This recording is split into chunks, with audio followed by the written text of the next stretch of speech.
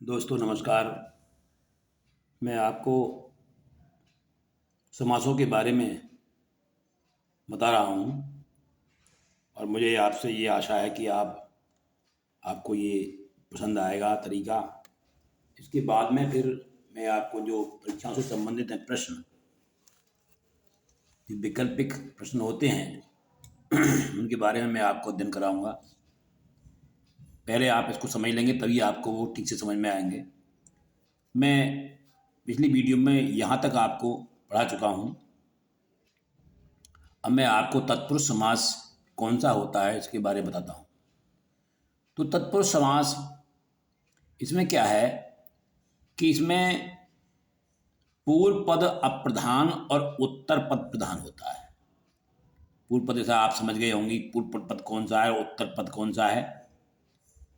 तो पूर्व पद जो होता है, जो पहले आता है वह शब्द पूर्व पद में गिना जाता है और जो शब्द बाद में जुड़ता है वो उसको उत्तर पद कहा जाता है। तो यहाँ पर इस समास में उत्तर पद की प्रधानता रहती है और विशेष बात ये होती है कि यहाँ पर दोनों पदों के बीच में जब हम इसका समास का जब हम विग्रह करते हैं तो उसमें उसके बीच में एक कारक चिन्ह का पता लगता है और ये उसी के आधार पर, कारक के आधार पर ही इनको जो है कई भागों में बांटा गया है। इसके कितने भेद होते हैं? इसके 6 भेद होते हैं। अब 6 भेद जो रखे गए हैं वो कारकों के आधार पर ही रखे गए हैं। जैसे कि पहला है कर्म तत्पुरुष समास। तो मैं पहले वैसे कारकों के बारे में भी पढ़ा चुका हूँ। जो कारक होते हैं हमारे कर्ता, कर्म, करण, संप्रदान, अपादान, संबंध, अधिकरण, संबोधन। तो यहाँ पर जो है कर्ता को, संबोधन को छोड़ करके कर्म, करण, संप्रदान, अपादान, संबंध और अधिकरण, इन 6 कारकों को लिया गया है। उसी के आधार पर इसको बांटा गया। कर्म तत्पुरुष, कर्म में क्या होता है कि कर्म कारक में को से संबंध होता है। इसका मतलब को जो चिन्ह है इसका लोप होता है इस शब्द के बीच में। अब जैसे कि यहाँ पर है मतदाता, तो मत को देने वाला, यहाँ पर को चिन्ह आ गया। ये कर्म कारक का चिन्ह है। गृहकट, जेब को काटने वाला। यश प्राप्त, जिसको प्राप्त करने वाला। तो कहने का मतलब यहाँ ये है कि जो हमारा चिन्ह होता है कर्म कारक का, वही चिन्ह यहाँ पर लोप होता है और विग्रह करने पर वो सामने आता है। अब फिर आगे चलते हैं। उसके बाद में आता है आपका करण तत्पुरुष। करण तत्पुरुष में क्या है कि ये चतुर्थी विभक्ति का, तृतीय विभक्ति का कारक है करण, और इसका चिन्ह जो होता है वो से होता है। लेकिन ये कौन सा से होता है? ये से होता है द्वारा वाला, माध्यम वाला से होता है। जैसे कि जन्म से, भय से, मतलब जिसमें कि साथ साथ हैं दोनों, कर्ता और कर्म। अब यहाँ पर देखिए उदाहरण दिए इन्हें। जन्मजात यानी जन्म से ही, कुछ भी है वो जन्म से ही। भयाकुल, भय से आकुल। करुणापूर्ण, करुणा से पूर्ण।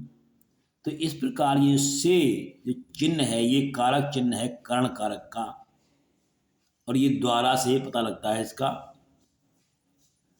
अब अगला कारक हमारा आता है, अगला हमारा जो समास है वो है संप्रदान तत्पुरुष।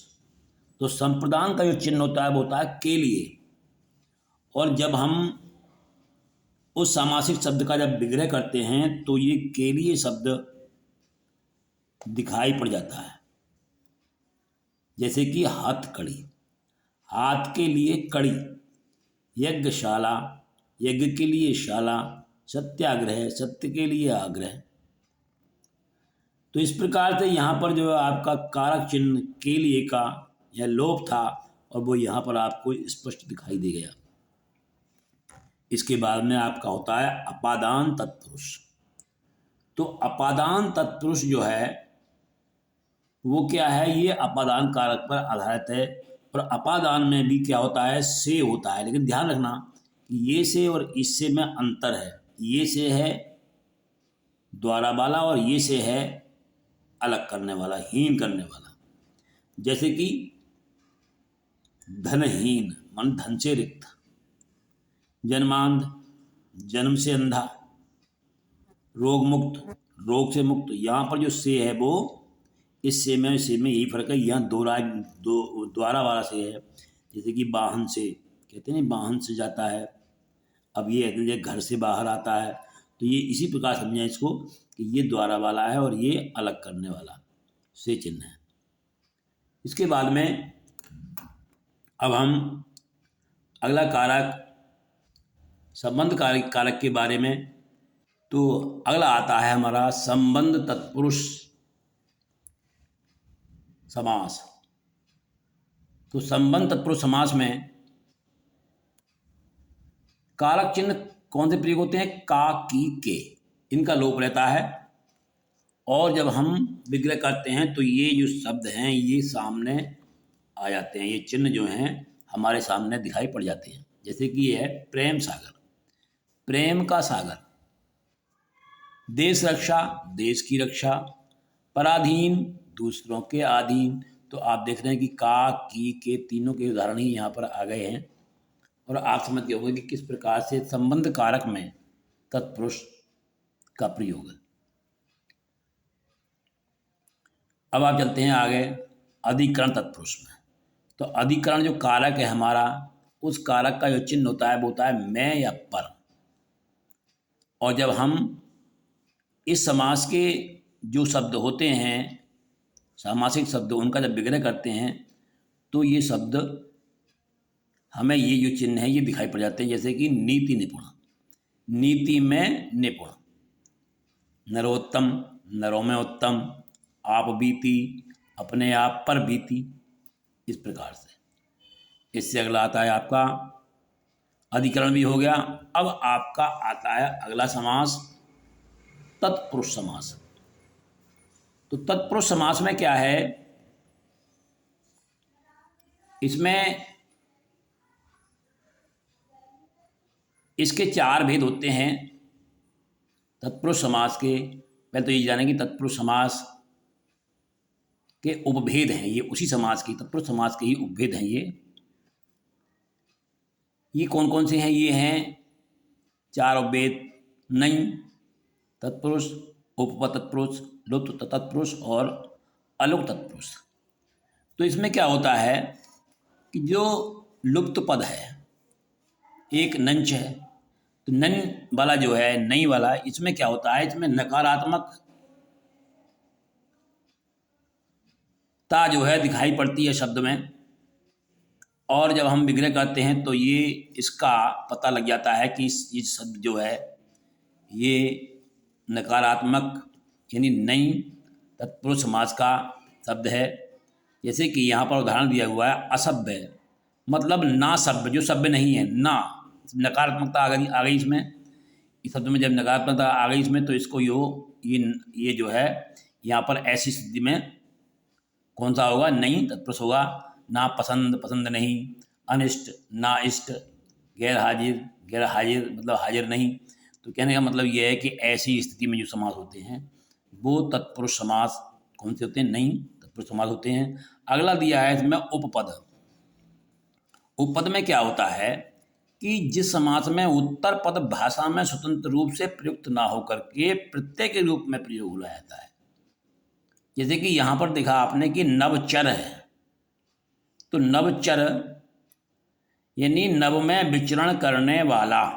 अब जो चर शब्द है, ये चर, तो ये चर एक क्या है, प्रत्यय है, परंतु वो भाषा में प्रयुक्त नहीं होता, स्वतंत्र रूप से ये प्रयुक्त नहीं होता है।